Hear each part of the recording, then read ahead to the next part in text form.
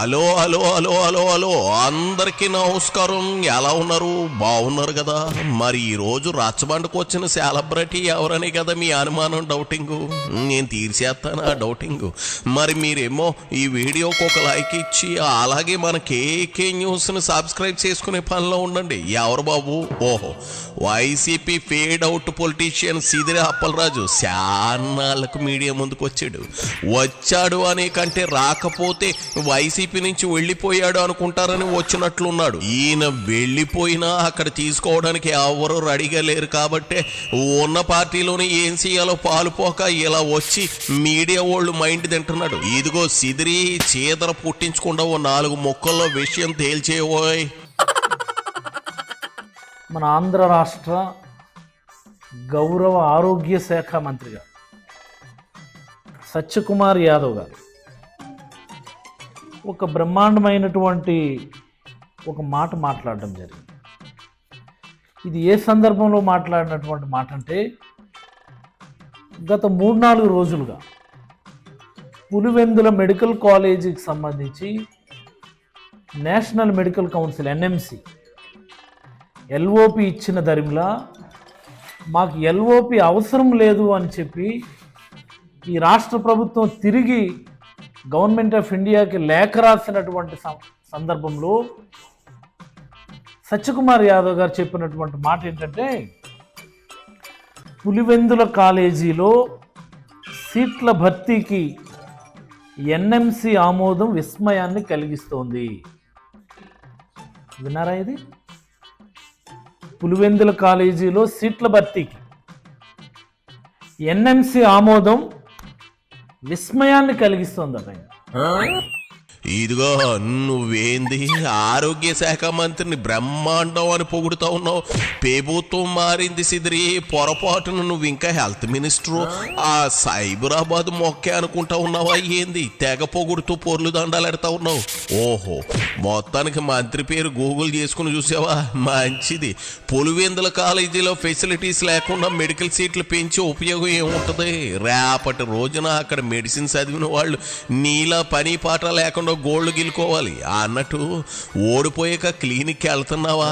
కనీసం penicillin injection చేయడానికో కట్లు కట్టడానికో వెళ్ళు, మళ్ళీ మర్చిపోగలవు. అంతకన్నా నీకేమీ తెలియదని మీ ఊర్లో ఉన్న ఓ RMP ఒకడు నాతో చెప్పేళ్ళే.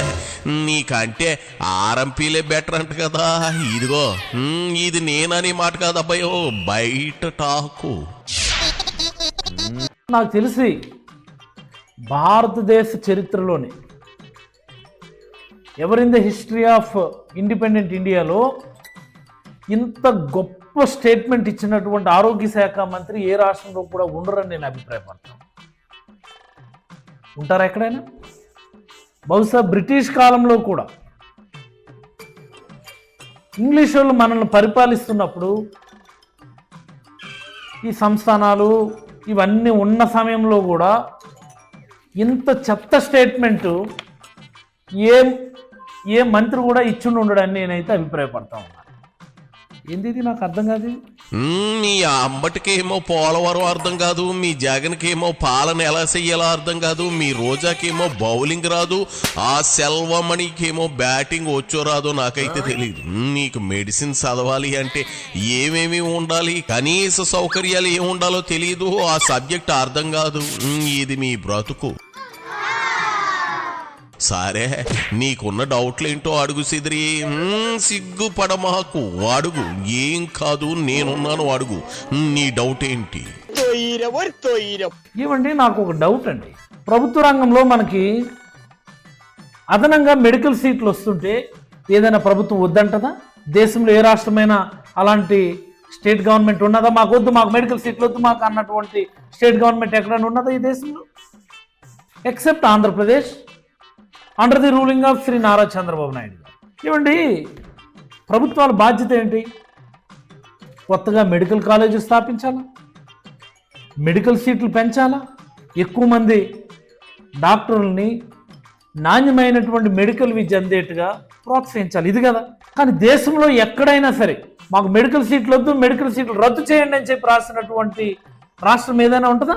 మొట్టమొదటిసారి చరిత్రలో మొట్టమొదటిసారి చంద్రబాబు నాయుడు గారి ఆధ్వర్యంలో ఆంధ్రప్రదేశ్ ప్రభుత్వం మాకు మెడికల్ సీట్లు వద్దు, మీరు ఎందుకు ఇచ్చారు, మీకు ఇవ్వద్దని చెప్పినాం కదా, మేము వద్దని చెప్పినా మీరు ఇస్తుంటే మాకు విస్మయం కలుగుతుంది అని చెప్పినటువంటి అరుదైన సందర్భం ఆంధ్రప్రదేశ్లో ఈరోజు చూస్తూ ఉన్నాం. పాడిందే పాట పాచిపళ్ళ దాసరా అన్నట్టు అప్పలరాజు ఏంది ఈ లబ్జుల కోరి మాటలు?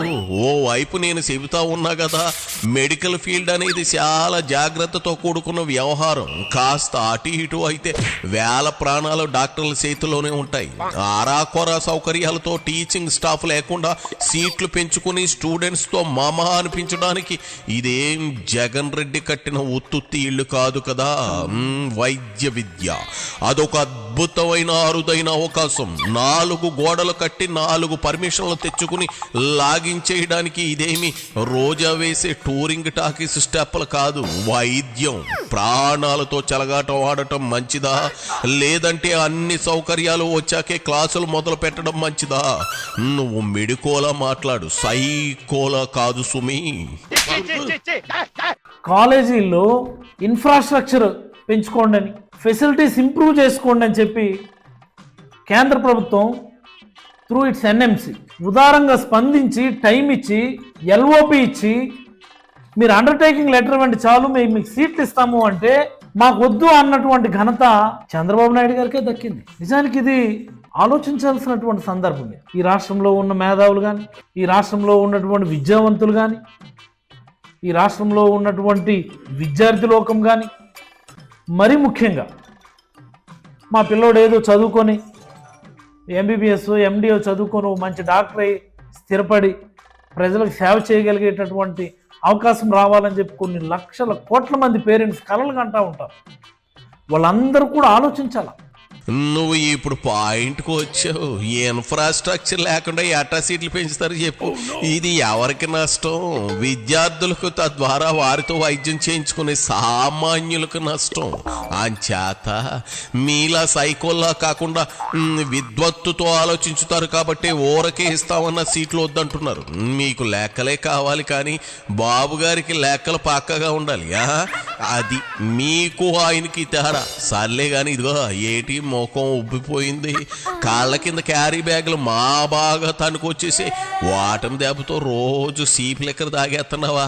జాగ్రత్త, ఫ్యాటీ లివర్ అని ఒక రోగం ఉంది, అది వస్తే చాలా ప్రమాదం. కిడ్నీలు కూడా జాగ్రత్తగా చూసుకోవాలి. భూత వైద్యుడికి నిమ్మకాయలు కొట్టడం నేర్పించినట్లు డాక్టర్ అయిన నీకే నేను ఆరోగ్య సూత్రాలు చిట్కాలు చెప్పాల్సి వస్తుంది. ఇది మా కర్మ. శివరా ఆఖరిగా ఓ మాట, ఈ రాజకీయాలు ఎప్పుడు ఉండేవేలే కానీ ఇదిగో హెల్త్ ఈజ్ వెల్త్ అన్నారు, అదొక్కడు గుర్తెట్టేసుకుని ఓ 2 ప్యాగలు తాగించు రోజు వేసే దాంట్లో. ఏంటి అర్థమైందా? ఇంకా సాలు, బయలుదేరు. సిదిరి దాదా ఎంబీబీఎస్ వెళ్ళిరా.